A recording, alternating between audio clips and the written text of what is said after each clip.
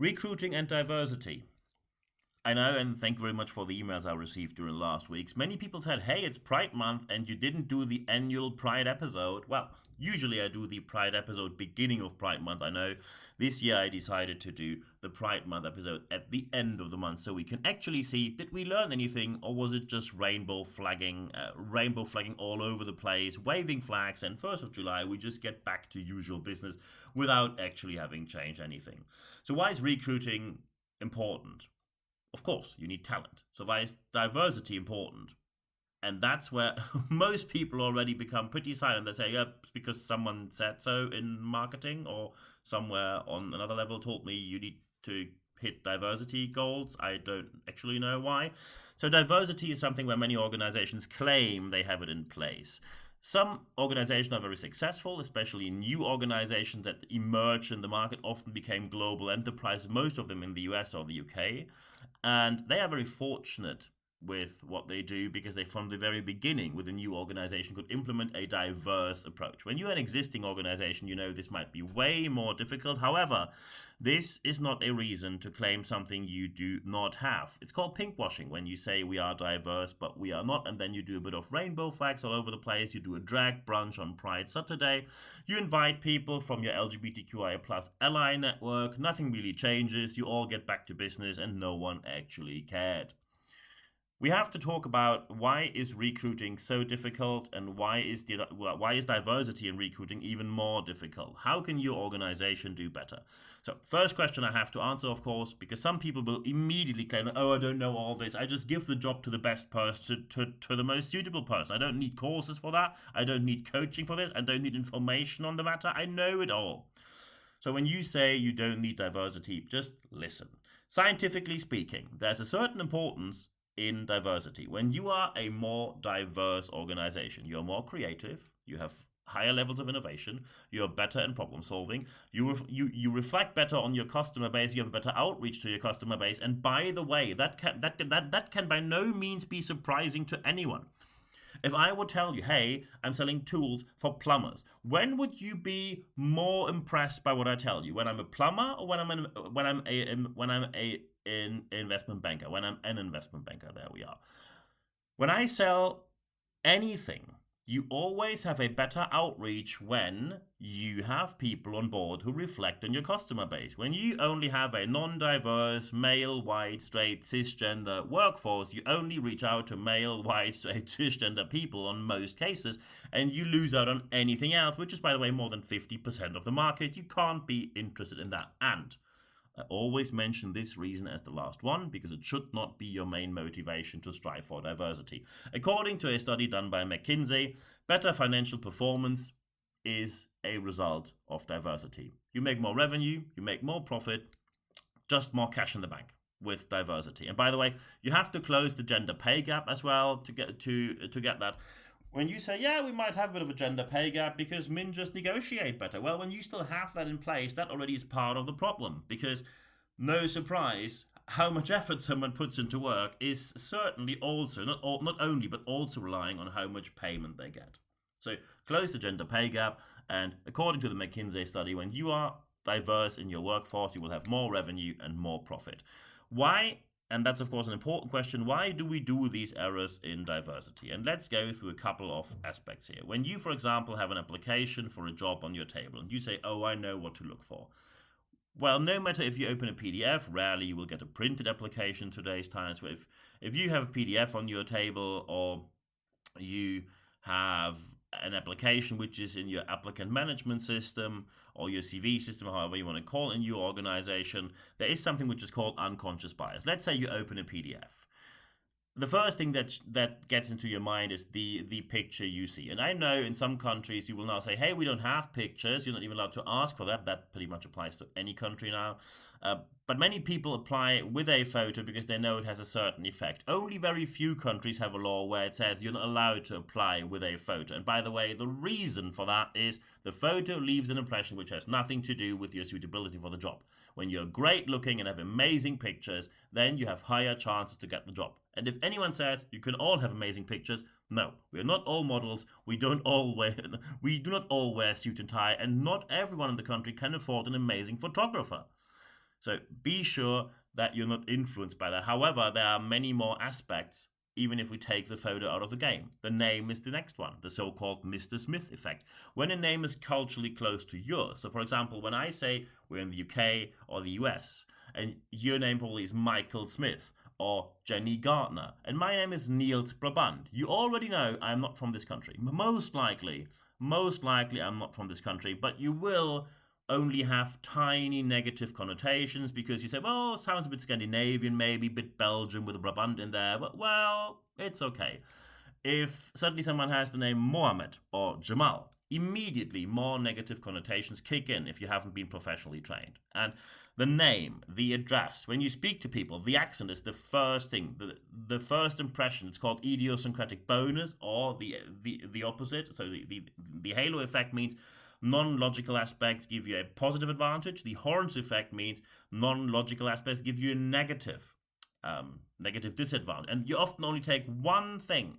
The accent was pretty strange, didn't like it, doesn't really fit to us. Yeah, the outer appearance, suit or tie, color of the hair, color of the eyes, social background, of course. So all of that play into the game. Unconscious biases need to be professionally trained. You need to be professionally trained on unconscious biases because otherwise you do mistakes.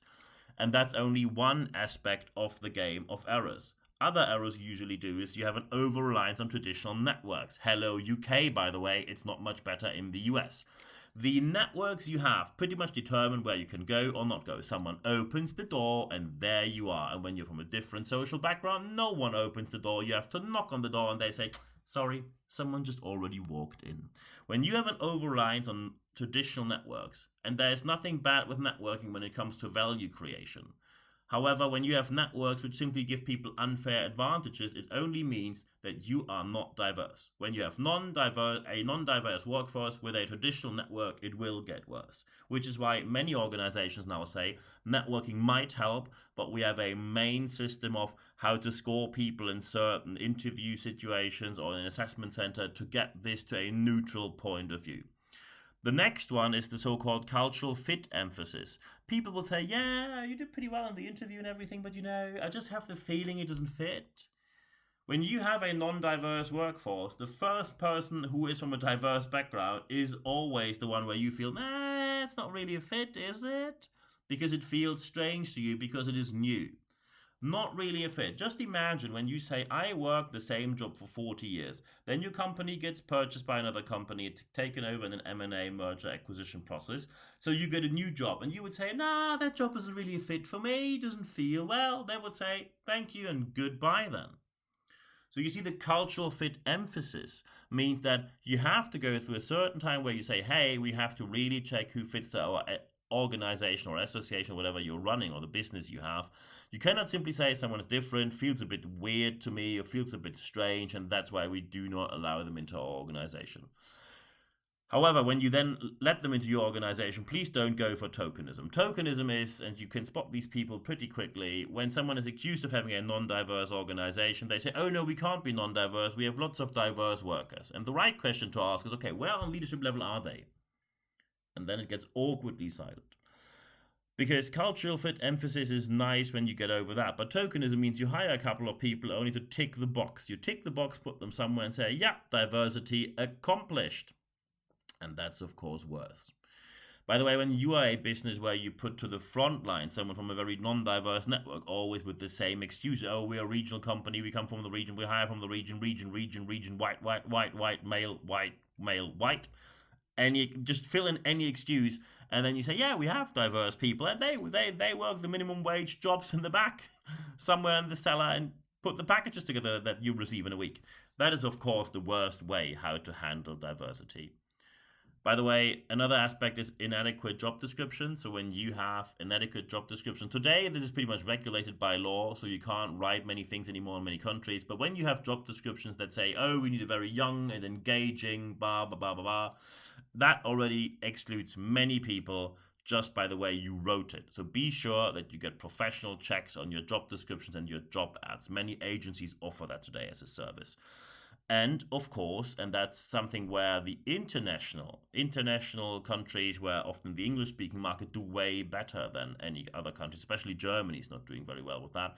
The error to recognize diverse qualifications. I give you an example. When you, for example, in Germany, when you say, hey, we have an internal academy and we need people who teach at the academy, full-time trainers. So who are we going to hire as a trainer or coach or instructor?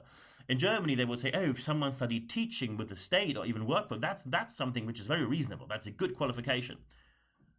And in the UK, people would say, well, we are more looking for someone who has a practical background, knows what we're doing in the real world out there, and I think we can just train them to be able to teach. Isn't that a way to approach it? And yes, that's the way better approach, to be straightforward here.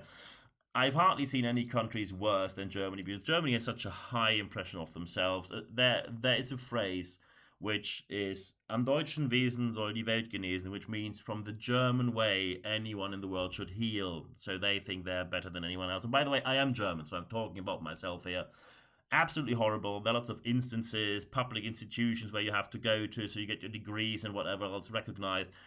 If I still talk to recruiters who do not, for example, let's get back to the example of having trainers in an internal academy that you run. When I still talk to recruiters who do not know what CTT Plus is or who CompTIA is. CompTIA is the largest industry association worldwide with members such as Adobe or Microsoft. So not the smallest fish in the pond. And they created a certificate, took 18 months when I did that, only about how to be able to practically teach other people to learn skills.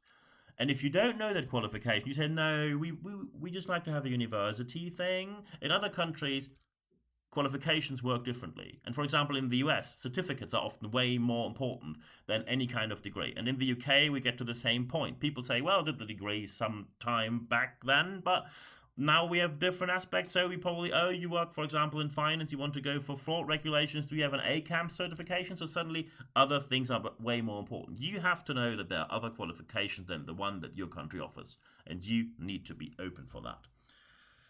So of course now we have to see, why is all this still happening? Shouldn't we have evolved as an organization or as a civilization or a country or society beyond that? Yes, we should, but we know it's difficult. So first, you have to look for reasons. Are there any systemic, structural, institutional barriers? Is anyone blocking the approach to diversity? And often it's senior leadership level. Look there. As soon as you see that, you have to talk to them. Unfortunately, often when you tell them, hey, there is this study which shows that we can be more profitable once we are diverse, that is something they immediately listen to. Doesn't win the award for morals and ethics, but at least you get things done. I gave you lots of other reasons in the beginning. Look at these reasons. You need all of them. The second one is social and cultural norms. Sometimes you say, oh, our organization isn't that diverse. You know, we are a very conservative industry, very conservative workplace, in a very conservative region, a very conservative city, in a very conservative street with a very conservative house number. And you know how that sounds, probably. The social and cultural norms have to be considered. However, you can change these laws or norms, or you can at least adapt them. Do not go for the excuse of we can't change anything, sorry, but here's my rainbow flag 1st of June, because we will call you out quicker than you think.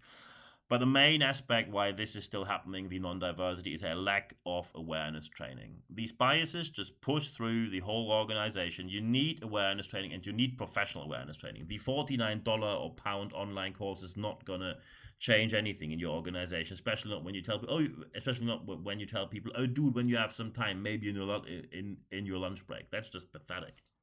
So you need professional awareness training by professional trainers who are able to do that, usually people from a diverse background.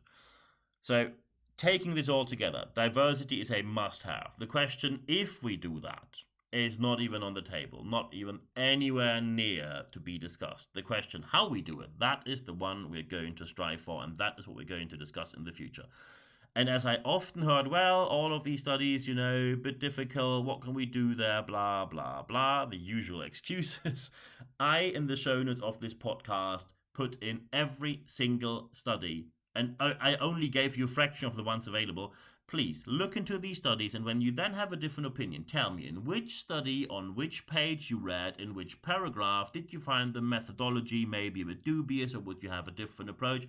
please give qualified feedback. And I can tell you from 20 years in this industry, not much qualified feedback ever appeared. Only some people yelling, I don't want that, I just give the job to the most qualified person who need a class on that. And these people struggle for a reason. By the way, if anyone then says no one wants to work anymore, well, no one wants to work anymore for you, because of your behavior.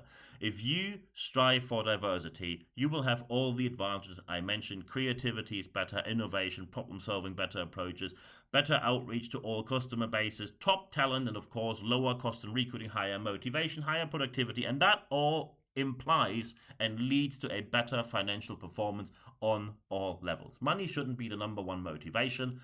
But when you get diversity in place and you need to talk to senior managers or executives, I gave you a list of aspects, including the studies you find in the show notes, that you can now use. So go for it, and I wish you all the best of luck. And of course, I know this is a complex matter. If you now want to have a chat or you just have questions, just feel free to send me an email, nb@nb-networks.com. Just send me an email and then we just take it from there. You also find my LinkedIn in the show notes of this podcast. Feel free to connect and then we can chat there. One aspect which I also always recommend, number 2, is go to expert.nb-networks.com, expert.nb-networks.com. When you just put your email address in there, you only receive one email every week because we have live sessions every month. If you want to talk to me live, feel free to register your email. You only receive one email every week. It's 100% content at free guarantee, and we take it from there. So feel free. By the way, it's in English and German available, so if you have any international colleagues, feel free to make them join as well. It's free of charge for all of our listeners and people who read our expert letter, our leadership letter there. And then you can just join, because in the email you receive every Wednesday, there's not only the date and the time, there's also the link with no further registration needed to join our sessions. The third one, which is the most important one, the third advice I always give is apply what you heard in this podcast, because only when you apply what you heard, you will see the positive change that you obviously want to see in your organization. Because if you didn't want to see it in your organization, you wouldn't sit here with me for more than 15 minutes listening to what I have to say on diversity and recruiting. I'm now sitting in London. It is the day of London Pride. I hope that when you listen to this podcast, you had an amazing Pride Month. I hope you had an amazing weekend as well, and I hope you had a good start to the week. And if you need any help, let me know. Always happy to chat. I wish you a great time. Thank you very much for listening. And at the end of this podcast, there's only one thing left for me to say. Thank you very much for your time.